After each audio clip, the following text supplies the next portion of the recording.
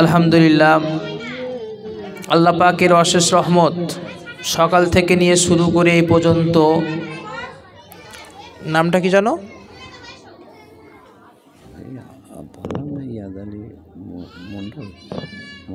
আপনার নাম?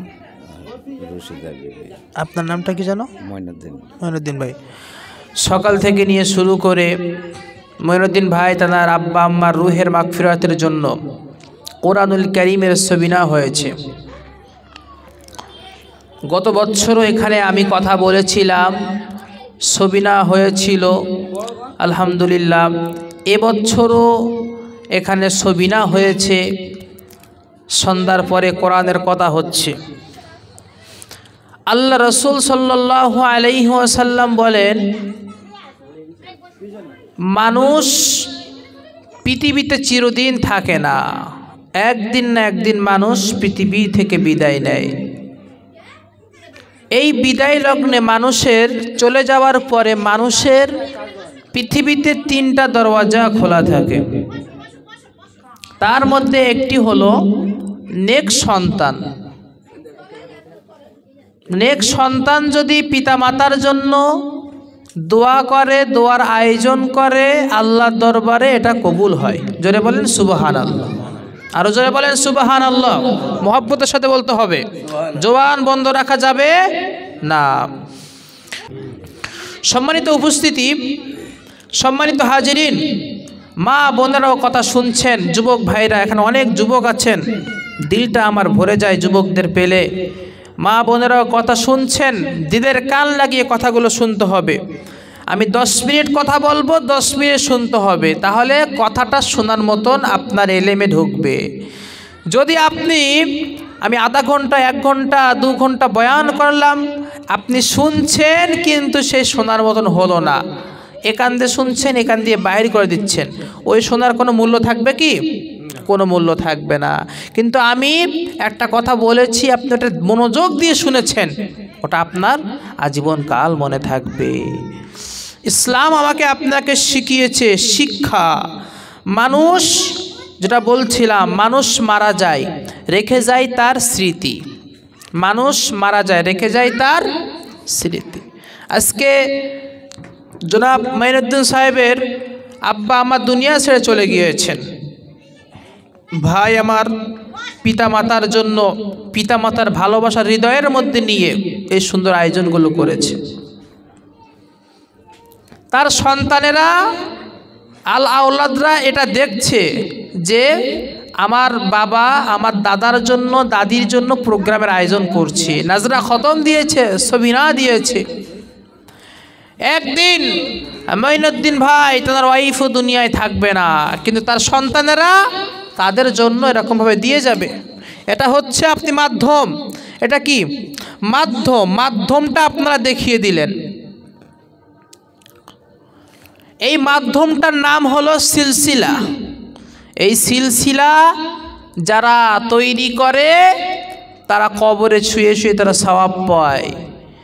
আপনারাও দেখবেন অনেকের কবরে 40-50 বছর পরে কবর থেকে লাশ ওঠে, সেই লাশটা জিন্দা জীবিত ওঠে, এরকম হয় না?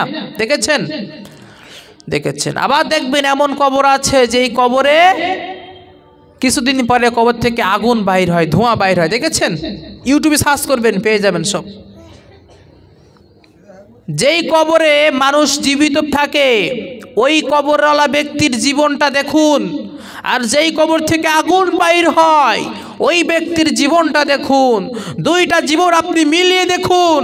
যার কবর থেকে আগুন বাইর হচ্ছে তার দুনিয়ায় কোনো না কোনো অপকর্ম ছিল, তার আওলাদ সন্তানেরা কখনো সারা আল্লাহওয়ালাদের সংস্পর্শে যায়নি, মসজিদের সংস্পর্শে যায়নি, নামাজ পড়েনি, রোজা রাখিনি, হজের সময় হজের মৌসুমে টাকা হয়েছিল হজ করেনি, টাকা হয়েছিল যাকাত দেয়নি, যার কারণে আল্লাহ রব্বুল আলামিন তার মৃত্যুর পরে তার কবরে জাহান্নামী আযাব দেখিয়ে দিয়েছে। চিৎকার দিয়ে বলেন নাউজুবিল্লাহ।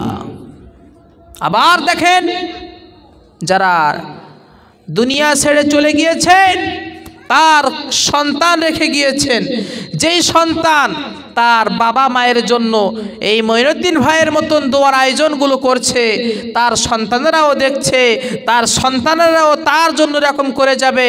আল্লাহ রাসূল বলেন, এই সন্তান তোমার জন্য দোয়ার সিলসিলা চালু করেছে, দোয়া করে যাচ্ছে, তুমি কবরের মধ্যে তুমি সওয়াব পেতে থাকছো। জোরে বলেন সুবহানাল্লাহ, আরো জোরে বলেন সুবহানাল্লাহ। সম্মানিত মুহতারাম হাজিরিন, মা বোনেরা কথাগুলো শুনছেন, দিলের কান লাগিয়ে কথাগুলো শুনবেন মা বোনেরা, যুবক ভাইরা, জওয়ানেরা, তরুণেরা।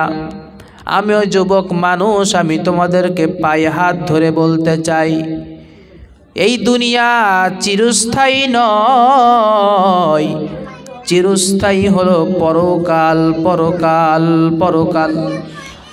মানুষ দুনিয়ায় আজ আছে, কাল থাকিবে না। মানুষ দুনিয়া ছেড়ে চলে যাবে, মানুষের ডাক যার যখন চলে আসবে, মানুষ চলে যাবে। এই পৃথিবীতে এমন একটা ঘর, এই পৃথিবী এমন একটা জায়গা, মায়ের কোল থেকে সন্তানকে নিয়ে চলে যায়, আবার সন্তানের কোল থেকে বাবাকে নিয়ে চলে যায়, সন্তানের কোল থেকে মাকে নিয়ে চলে যায়, ভাইয়ের কোল থেকে বোনকে নিয়ে চলে যায়, বোনের কোল থেকে ভাইকে নিয়ে চলে যায়। রহমাতুল লিল আলামিন পয়গম্বর বলেন, এই দুনিয়া হলো এমন একটা দুনিয়া, এই দুনিয়া চিরস্থায়ী নয়। মানুষ হায়াত পায় 40, 50, 60, 70, 80, 90, 100 বছর।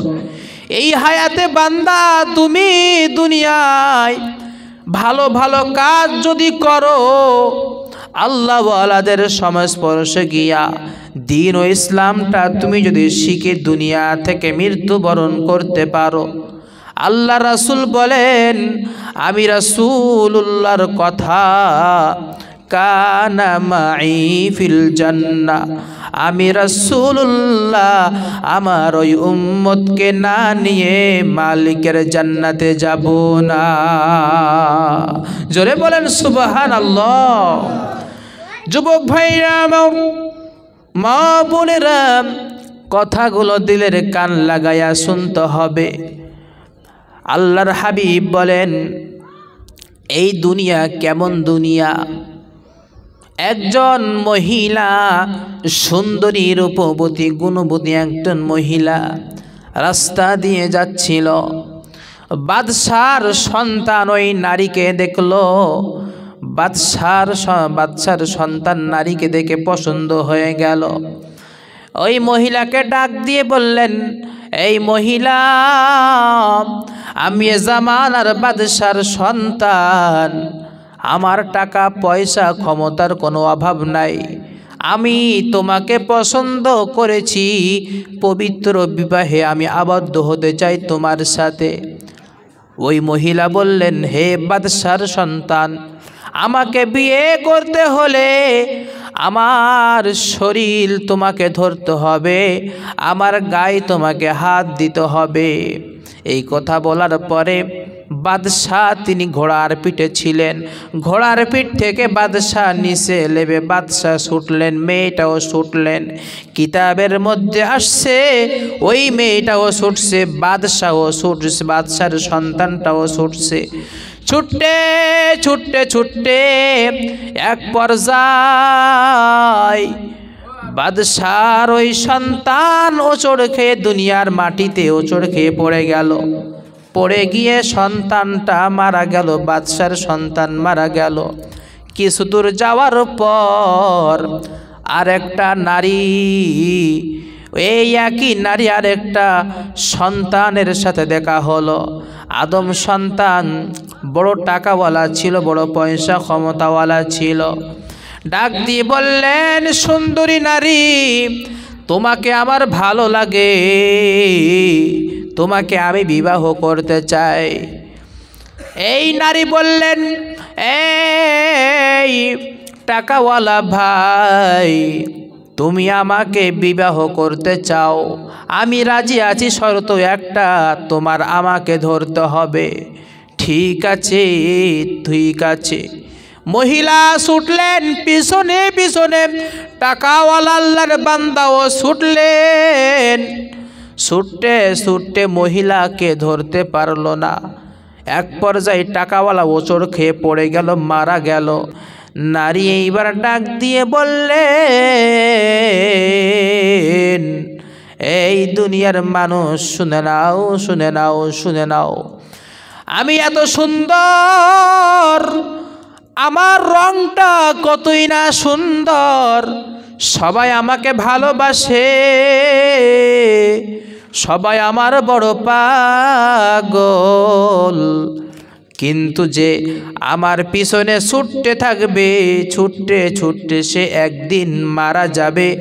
কিন্তু আমি সুন্দরী নারীর কিছু হবে না, কিছু হবে না। কিন্তু আমি সেই সুন্দরী নারী হলাম এই দুনিয়া। সুন্দরী নারীটা কে ছিল? এই দুনিয়া ছিল। মানুষ সুন্দরের পিছনে, ভালোর পিছনে, দুনিয়ার পিছনে ছুটতে ছুটতে বেহুর, কিন্তু দুনিয়া মানুষ রাখতে পারে না। পারে কি? আজ আমার টাকা পয়সার জন্য আমি সব কিছু উজাড় করে দিলাম, যা কিছু কামাই করলাম, বিশাল ঘর বানালাম, আমার স্ত্রীর জন্য গহনা বানালাম, আমার সন্তানের জন্য বিশাল কিছু করে দিলাম, আমি এখন মারা গেলাম। ও ভাই, এই তো আসরের সময় মসজিদের মাইক এলান করে দিল একজন মাইয়েত হয়ে গিয়েছে, মা মারা গিয়েছে। এলান করে দিল ইশারের সময় জানাজা হবে, কিন্তু গতকাল রাতে সে দুনিয়াতে ছিল, সবার সাথে হেসে খেলে বেরিয়েছে। মারা গিয়েছেন, তার কবরটা আজকে রাতের মধ্যেই দিয়ে দেবে। দুনিয়ায় আর তাকে রাখবে না, দুনিয়া ছেড়ে তাকেও চলে যাইতে হবে। আল্লাহর হাবিব বলেন, দুনিয়ার গোলাম, তোমরা কি একটু ভাবো না, তোমরা কি একটু মনোযোগ দিয়ে বোঝো না রে গোলাম, এই দুনিয়া চিরস্থায়ী নয়, এই দুনিয়া হলো ক্ষণস্থায়ী। মানুষ দুনিয়ায় আসে, মানুষ দুনিয়া থেকে চলে যায়, রেখে যায় তার স্মৃতি, তার স্মৃতি। স্মৃতি যেমন মাইনুদ্দিন ভাই, তার বাবা মা রেখে গিয়েছেন এই স্মৃতিগুলা, তার বাবা মায়ের জন্য সুন্দর আয়োজনগুলো করেছেন, এটাই হলো স্মৃতি। নবীজি বলেন, এই আয়োজনগুলো, দোয়ার অনুষ্ঠানগুলো কিয়ামতের ময়দানে নাজাতের জরিয়া হয়ে যাবে। জোরে বলেন সুবহানাল্লাহ। জিকির করেন লা ইলাহা ইল্লাল্লাহ, জোরে লা ইলাহা লা ইলাহা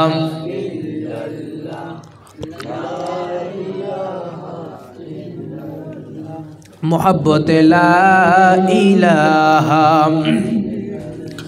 হাসবি রব্বি জাল্লাল্লাহ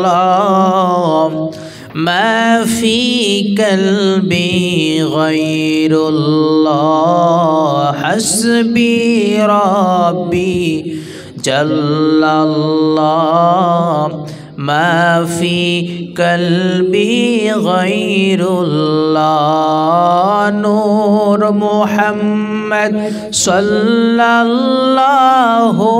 লা ইলাহা ইল্লাল্লাহ লা ইলাহা ইল্লাল্লাহ লা ইলাহা।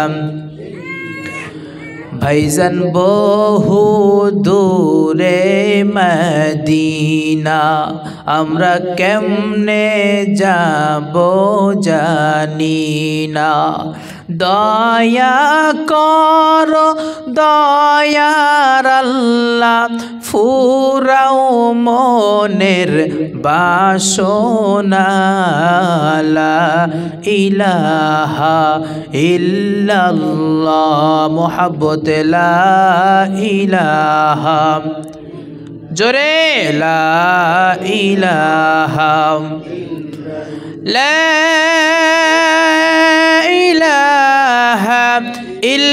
ইল্লাল্লাহু মুহাম্মাদুর রাসূলুল্লাহ সাল্লাল্লাহু আলাইহি ওয়াসাল্লাম।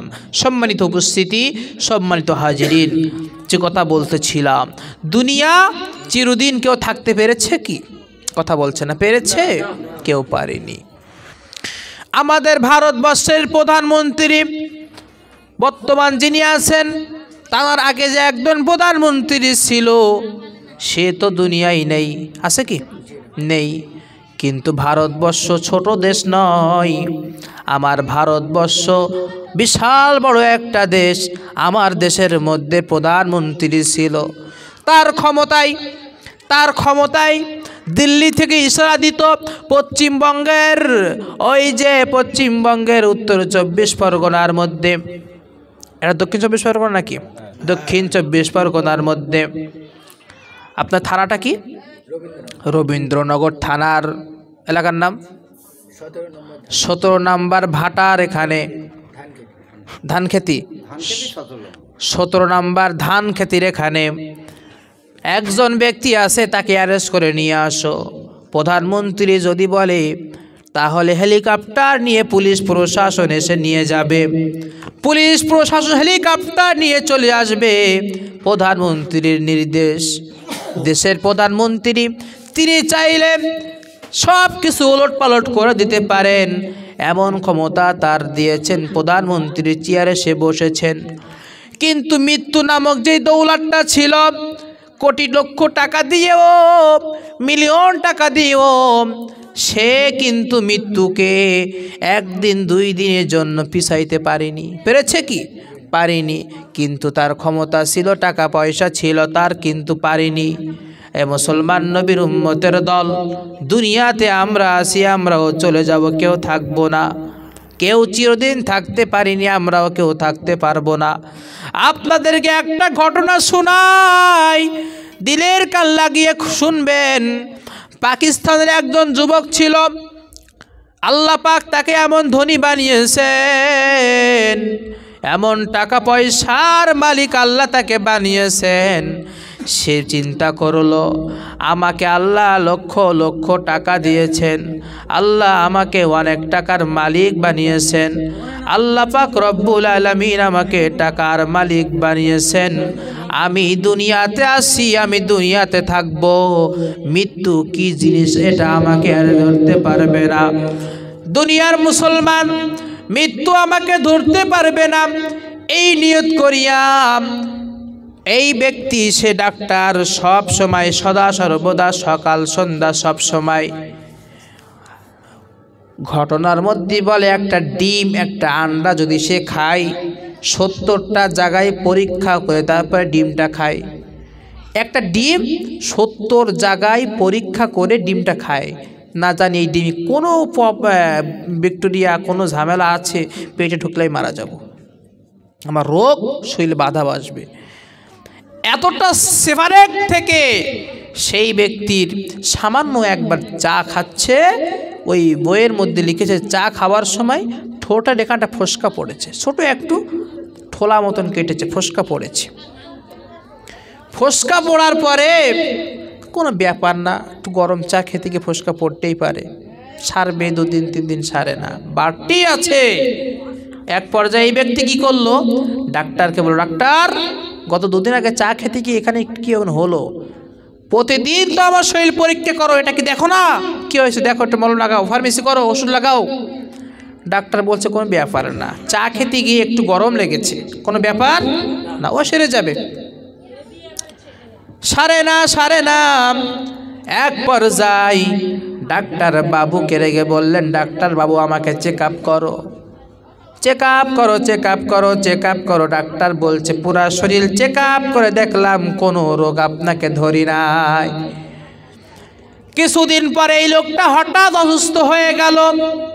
ডাক্তারবাবু পরীক্ষা করলো, কোনো রোগ ধরা পড়লো না। এক পর্যায়ে অসুস্থতা বাড়তেই আছে, রোগ ধরা পড়ে না। হঠাৎ করে পরীক্ষার মাধ্যমে জানা গেল এই সত্য ফোসকা পড়েছিল, এই ফোসকাটা ছিল ক্যান্সার। কিন্তু ব্যক্তি চেয়েছিল সে দুনিয়ায় বহুদিন বেঁচে থাকবে, মৃত্যু কিভাবে আমাকে ধরে এটা আমি দেখব, মৃত্যু কিভাবে আমাকে ধরে সেটা আমি দেখব। কিন্তু মৃত্যু এমন একটা জিনিস, এজন্য কবি বলেন, এমন জীবন করিও গঠন, মরিলে তুমি কাঁদিবে ভুবন। এমন জীবন করিও না গঠন, মরিলে তুমি হাসিবে ভুবন। এমন জীবন গঠন করো, আমি মারা গেলে যেন সবাই আমার জন্য কান্না করে, সবাই আমার জন্য কান্না করে। ভাইটা এত ভালো ছিল, আমাকে উপকার করেছে, উপকার করত, মানুষের পাশে দাঁড়াতো, মানুষটা আজকে মারা গেল। এই যে মানুষ আফসোস করছে আপনি মারা গিয়েছেন, এই আফসোসটা করার কারণে আপনি কবরে শুয়ে সওয়াব পাবেন। জোরে বলেন সুবহানাল্লাহ। কবি বলেন, এমন জীবন করিও না গঠন, মরিলে তুমি হাসিবে ভুবন। তুমি দুনিয়ায় মানুষের কষ্ট দিয়েছ, মানুষকে তুমি আঘাত করেছো, মানুষের সাথে দুর্ব্যবহার, খারাপ ব্যবহার করেছো। তুমি মারা যাওয়ার পর মানুষ সবাই খুশি হয়, অন্তর থেকে বলে আলহামদুলিল্লাহ, অন্তর থেকে তারা খুশি হয়। নবীজি বলেন, এই দুনিয়ার উম্মত, দুনিয়া হলো চিরস্থায়ী নয়, ক্ষণস্থায়ী। আদ-দুনিয়া সিজনুল মুমিন ওয়া জান্নাতুল কাফির। পয়গম্বর বলেন, দুনিয়া মুমিনদের জন্য হলো জেলখানা, কাফের বেঈমানদের জন্য হলো বালাখানা। এ আমার মুসলমান ভাইরা, যুবকেরা, আপনাদেরকে পায়ে হাত ধরে আমি বলতে চাই, এই দুনিয়া তো চিরস্থায়ী নয়, এই দুনিয়া হলো ক্ষণস্থায়ী, ক্ষণিকের জন্য, কিছুক্ষণের জন্য। এই দুনিয়া তো এমন দুনিয়া, মায়ের কাছ থেকে সন্তানকে কেড়ে নেয়, আবার সন্তানের কাছ থেকে মাকে কেড়ে নেয়। এই দুনিয়া তো এমন দুনিয়া, নিজের আপন ভাইয়ের কাছ থেকে ভাইকে কেড়ে নেয়। ডাক্তার পানি করে হাসপাতালে ভর্তি করে ডাক্তার বলেছে কোনো সমস্যা নাই, কালকে রেজাল্ট দিয়ে দেবো, কালকেই তোমার ভাই, তোমার বোন, তোমার মাকে বাড়ি নিয়ে যাবা। আনন্দে খুশি মাকে কাল সুন্দরভাবে ছেড়ে দেবে। মাকে ছেড়ে দেওয়ার কথা বলার পরে গাড়ি নিয়ে সন্তানেরা হাসপাতালে গিয়েছে মাকে আনতে, আনন্দ সহকারে। মা সুস্থ, গিয়ে মা বেড থেকে পা নিচে দিয়েছেন। মা পা নিচে দিয়ে পার বলল, বাবা পেটের মধ্যে ব্যথা করছে। মা বেডে শুয়ে পড়ল।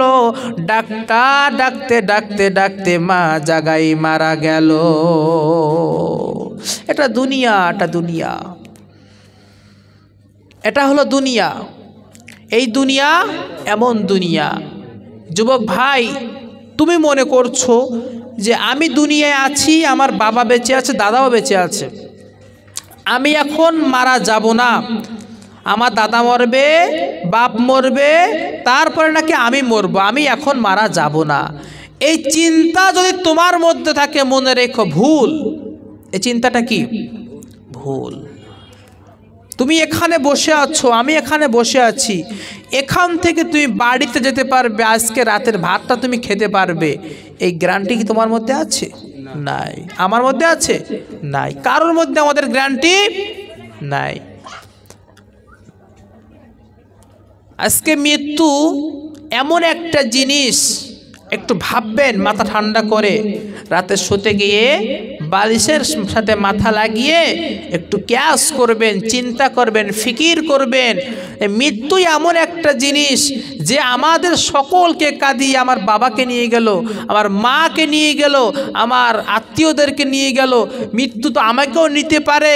আজ এই রাতে আমি ঘুমাবো, আগামীকাল সকালের সুযোগ আমি দেখতে পাবো কিনা তার কোনো গ্যারান্টি নাই। গ্যারান্টি যেহেতু নাই, তাহলে আমাকে আপনাকে আজ এই মুহূর্ত থেকে প্রতিজ্ঞা করতে হবে এবং পরিবর্ধন হতে হবে। রাজি আছি ইনশাআল্লাহ? আল্লাহ আমাদের সকলকে ইসলামের জন্য কবুল করেন, বলেন আমিন। ইসলামের সৌন্দর্য এমন ছিল, আল্লাহ রাসূল সাল্লাল্লাহু আলাইহি ওয়াসাল্লামের একজন সাহাবী ছিলেন। সাহাবীর নাম ছিল ওমরে ফারুক রাদিয়াল্লাহু তাআলা আনহু। আপনারা নাম শুনেছেন? ওমর রাদিয়াল্লাহু তাআলা নাম শুনেছেন না? এই সাহাবী, তিনি তখন বেধর্মী ছিলেন, কালিমা তিনি পড়েননি, মুসলমান তিনি হননি। তিনি কাফেরদের লিডার ছিলেন, খুব রাগী মানুষ ছিলেন। তিনি রেগে যে কোনো কিছুটা করে দিতে পারতেন এবং তানাকে সবাই ভয় পেত। আবু জেহেল, উতবা, সাইবা তারা পরামর্শ করলো, মুহাম্মাদের কল্লা আমাদেরকে নিতে হবে। কিভাবে নেওয়া যায়?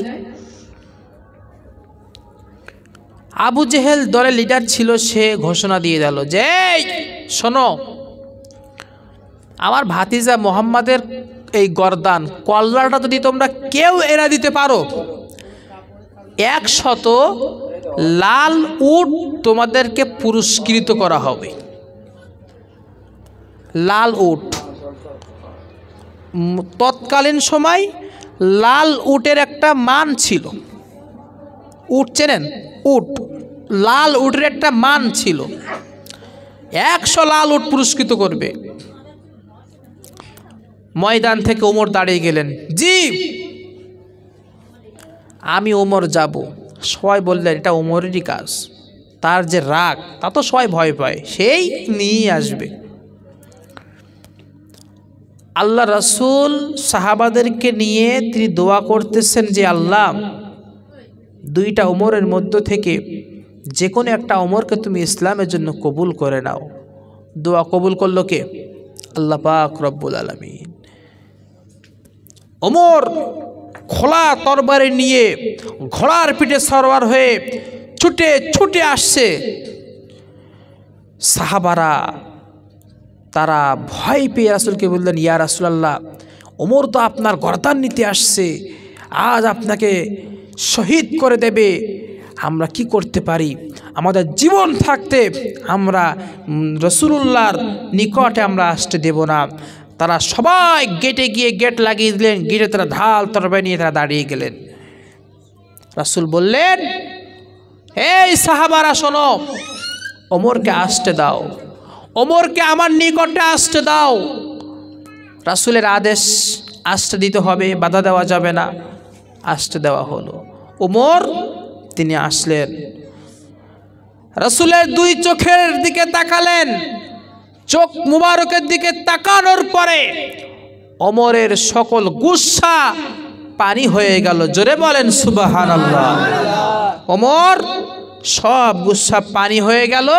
ওমর রাদিয়াল্লাহু তাআলা আনহু খোলা তরবারি রাসূলের সামনে দিলেন, দিয়ে বললেন, ইয়া রাসূলুল্লাহ, যেই কালিমার জন্য আমি আপনাকে কতল করতে এসেছি, ওই কালিমা আমি ওমরকে পড়িয়ে ইসলামের মধ্যে প্রবেশ করে নেন। জোরে বলেন সুবহানাল্লাহ। যুবক, সেই কালিমা আমরা পেয়েছি, সেই কালিমা আমাদেরকে আল্লাহ পাক রব্বুল আলামিন মুসলমানের ঘরে জন্মগ্রহণ করিয়েছে। সুন্দরভাবে আমি আপনি মুসলমানের ঘরে জন্মগ্রহণ করে আমরা আল্লাহর ইবাদত বান্দিগিগুলো করছি। কিছু সময় আমাদের নামাজ ছুটে যায়, কিছু সময় আমাদের ইবাদতগুলো ছুটে যায়। তাই বলে আমরা কি কখনো আল্লাহ এবং আল্লাহ রাসূলকে কি গালি দেই? দেই কি? আপনারা 5 ওয়াক্ত নামাজ নাই পড়তে পারেন, একজন এখানে যদি বলে আমার রাসূলকে নিয়ে যদি কোনো বাজে কথা বলে, খারাপ কথা বলে, তো আপনারা কি চুপ থাকবেন? কেউ চুপ থাকবো না। কেন থাকবো না? আমাদের রক্তের মধ্যে সেই হুসাইনি রক্ত আছে, আমাদের রক্তের মধ্যে সাইয়্যিদিনা ফারুক আজম ওমরে ফারুকের রক্ত আছে। আমাদের রক্ত এমন, মুসলমানের রক্ত, এই রক্ত কখনো কোনো বাতিলের কাছে মাথা নোয়াতে পারে না। সম্মানিত উপস্থিতি, সম্মানিত হাজিরিন, যেটা আমি আপনাদেরকে বলতেছিলাম, আল্লাহ রাসূল বলেন ওমরকে আসতে দাও। ওমর আসলো।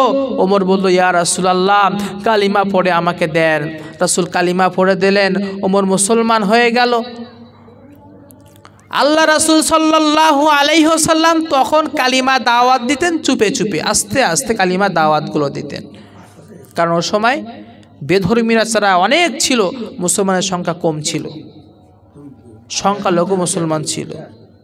ওমরে ফারুক রাদিয়াল্লাহু তাআলা আনহু তিনি কালিমা পড়ে মুসলমান হয়ে গেলেন। রাসূলকে বললেন, ইয়া রাসূলুল্লাহ, আজ থেকে কালিমা দাওয়াত আর রাতের আধারে হবে না, চুপি চুপি হবে না। আজ থেকে কালিমার দাওয়াত হবে জোরে জোরে সবার সাথে এবং দিনে হবে। জোরে বলেন সুবহানাল্লাহ। রাসূলের সাথে ছিল এই আপনাদের মতন যুবক। কারা ছিল? আপনাদের মতন যুবক ছিল, আপনাদের বয়সের যুবক ছিল। আল্লাহ রাসূল এই আপনাদের মতন বয়সের যুবকদেরকে নিয়ে ইসলাম প্রতিষ্ঠিত করেছেন। সেই ইসলাম আজ গোটা বিশ্বের মধ্যে প্রসারিত। তাহলে এই সংখ্যালঘু মুসলমান আমরা যারা বলি, আমরা ভারতের মুসলমান সংখ্যালঘু হতে পারি, গোটা বিশ্ব জরিপ করে দেখা যায় যে বেধর্মী বাতিল যারা আছে, যারা মুসলমানের বাইরে যারা আছে, তারা আমাদের ভয় পায়। পায় কি না? ভয় পাই বলে আমাদেরকে আঘাত করে, ভয় পাই বলে আমাদের দিকে আঙুল তোলে, ঠিক কি না? ভয় না পেত আমাদের ভয় পেত না। আপনার বাড়িতে যদি একটা সাপ থাকে, সাপ, আপনি লাঠি রাখবেন, সাপকে মারবো, না মারলে আমাকে মেরে দেবে, মারবেন কি না? ভয় আপনার। কিন্তু যদি আপনার বাড়ি একটা থাকে, বিড়াল থাকে, হ্যাঁ, তো কোনো ব্যাপার না, ও খাচ্ছে রাতে চলে যাবে। মুসলমান হলো বাঘের জাত। মুসলমানের সবাই ভয় পায়। এরা জানে এ মুসলমান এমন মুসলমান, এ যদি পবিত্র হয়, পবিত্র হয়ে নামাজে দাঁড়িয়ে আল্লাহর কাছে দোয়া করে, ওই আসমানি ফেরেশতারা আসমানি ফয়সালা করে দেবে, আর ওই ফয়সালায় আমরা ধ্বংস হয়ে যাব। যার কারণে বাতিল শক্তি মুসলমানের কাছে মাথা নিচু করে থাকে সবসময়। মা বোনেরা, আপনাদেরকে বলবো, সময় বেশি আর বাড়াবো না। ও মা বোনেরা, তোমাদেরকে নসিহত করছি। ও মা বোনেরা, জান্নাতে যাওয়া তোমার জন্য সহজ, তোমার জন্য সহজ। মা বোনেরা যদি তিনটা কাজ করে, ওই মা জান্নাতে যাবে, জান্নাতে যাবে। এক নাম্বার হলো, মা তুমি যদি তোমার স্বামীর খেদমত করো, তোমার স্বামীকে তুমি যদি খেদমত করো। মা বোনেরা বলে, হুজুর আমার স্বামী এত খারাপ, কিছুদিন আগে আমার কাছে একজন তাবিজ নিতে এসেছে হুজুর, আমার স্বামী আমাকে দুবেলা মারে, রাতে একবার, দুপুরে একবার, সকালে মেরে কাজে যায়। মায়ের থেকে বাঁচার জন্য একটা তাবিজ দেন। এক পর্যায়ে তাবিজ কবজ দিলাম, কিছুদিন পরে এসে করছে, হুজুর ছেড়ে দেব, ঘর সংসার করব না, তাবিজ দেন। যাই হোক, একের পর এক হুজুরের কাছে দৌড়ানো লাগে, ছেড়ে দেব আর ঘর সংসার করব না। কিন্তু মনে রাখতে হবে, যার কথা আল্লাহ কোরআনে বলেছেন, পৃথিবীর নিকৃষ্ট হারামখোর শয়তান ইবলিস, মিস্টার ফেরাউন, নাম শুনেছেন? এই ফেরাউন, আল্লাহ তার কথা কোরআনে বলেছে, কত বড় হারামখোর, যে মুসা নবীকে, আল্লাহর পয়গম্বর মুসা নবীকে এই ফেরাউন কতবার কষ্ট দিয়েছে, কত কষ্ট দিয়েছে।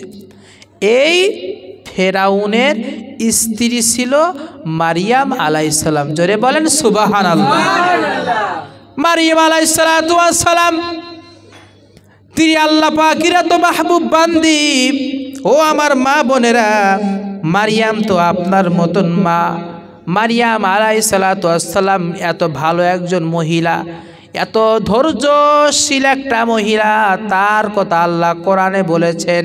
তার নামে আল্লাহ কোরআনে একটা সূরা দিয়েছেন, সূরার নাম সূরা মারিয়াম। সুবহানাল্লাহ। তার নামে আল্লাহ একটা সূরা দিয়েছেন।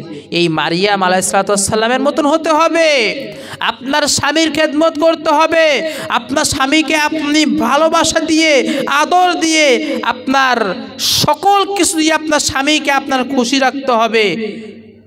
রাসূল বলেন স্বামীর জায়েজ, যেটা জায়েজ আছে, জায়েজ যে হুকুমগুলো আছে, এই হুকুমগুলো যদি কোনো নারী মানে তাহলে ওই নারী জান্নাতি। জোরে বলেন সুবহানাল্লাহ। 2 নাম্বার হলো কোনো নারী যদি আল্লাহর হুকুম নামাজ যদি পড়ে, কোনো নারী যদি আল্লাহর হুকুম ইবাদত বান্দিগি গুলো করে, আল্লাহর রাসূল বলেন ওই নারী মৃত্যুর স্বাদ গ্রহণ করতে দেরি, মালিকের জান্নাতে যেতে দেরি হবে না। 3 নাম্বার হলো যেই নারী কোরআন পড়বে, আল্লাহর ইবাদত আর বান্দিগি তার জীবনটা উৎসর্গ করে দেবে। আল্লাহর রাসূল বলেন নারীদেরকে তেমন কোনো কাজ নাই, নারীদেরকে তেমন কোনো কাজ দেওয়া হয়নি, শুধু দেওয়া হয়েছে তুমি স্বামীর খেদমত করো, আল্লাহর হুকুমগুলো মানো, তুমি নামাজ রোজা ইবাদত বান্দিগিগুলো করো। তুমি যদি এই কাজগুলো নারী তুমি করতে পারো হে নারী সমাজ, তাহলে তোমার মৃত্যু দেরি, জান্নাতে যেতে দেরি হবে না। নারীদেরকে অনেক কষ্ট দেওয়া হয়েছে ভাই? কোনো কষ্ট দেওয়া হয়নি। ইসলাম নারীকে সম্মান করেছে। আল্লাহ পাক বলেন ওয়াকরনা ফি বুয়ুতিকুন্না ওয়ালা তাবাররাজনা তাবাররুজাল জাহিলিয়াতিল উলা। আল্লাহ রাব্বুল আলামিন নারী সমাজকে সম্মান দিয়ে আমার আল্লাহ রাব্বুল আলামিন বলেন হে নারী সমাজ